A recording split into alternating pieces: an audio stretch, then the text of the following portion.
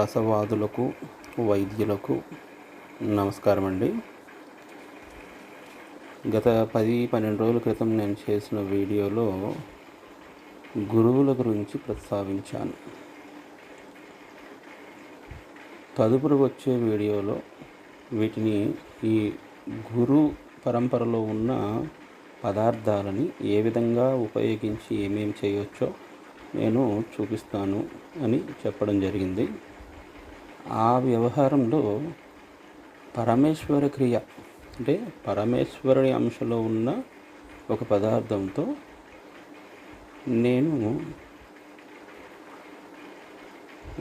పాదరసాన్ని acid proof and high హీట్కి తీసుకెళ్ళడం జరిగింది.